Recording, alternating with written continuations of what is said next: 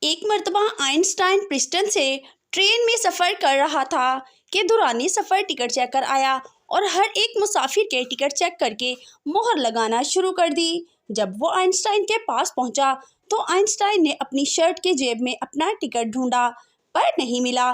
اس کے بعد پینٹ کے جیب میں تلاش کیا، ٹکٹ وہاں بھی نہیں تھا۔ اس کے بعد اس نے اپنے بریف کیس میں دیکھا لیکن اسے نہیں ملا۔ پھر اس نے اپنے ساتھ والی سیٹ پر دیکھا، ٹکٹ وہاں بھی نہیں مل سکا۔ چیکر نے کہا، ڈاکٹر آئنسٹائن، میں جانتا ہوں کہ آپ کون ہیں، ہم سب جانتے ہیں کہ آپ کون ہیں، مجھے یقین ہے کہ آپ نے ٹکٹ خریدا ہوا ہے، نہیں مل رہا تو اس کی فکر نہ کریں۔ آئنسٹائن نے مشکورانہ انداز میں سر ہلایا۔ چیکر نے بدستور ٹکٹوں پر مہر لگانا جاری رکھا۔ جیسے ہی وہ ٹرین کے اگلے کمپارٹمنٹ کی طرف جانے لگا، اس نے مڑ کر دیکھا کہ عظیم طبیعت دان اپنے ہاتھوں اور گھٹنوں کے بل نیچے بیٹھ کر اپنی سیٹ کے نیچے ٹکٹ ڈھونڈ رہے ہیں۔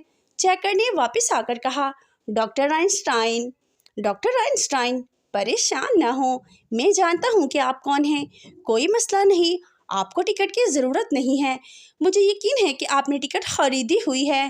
آئنسٹائن نے اس کی طرف دیکھا اور کہا، نوجوان، میں بھی جانتا ہوں کہ میں کون ہوں، بس میں یہ نہیں جانتا کہ میں کہاں جا رہا ہوں۔ حوالہ ورڈ پریس، بھول جانے والا آئنسٹائن۔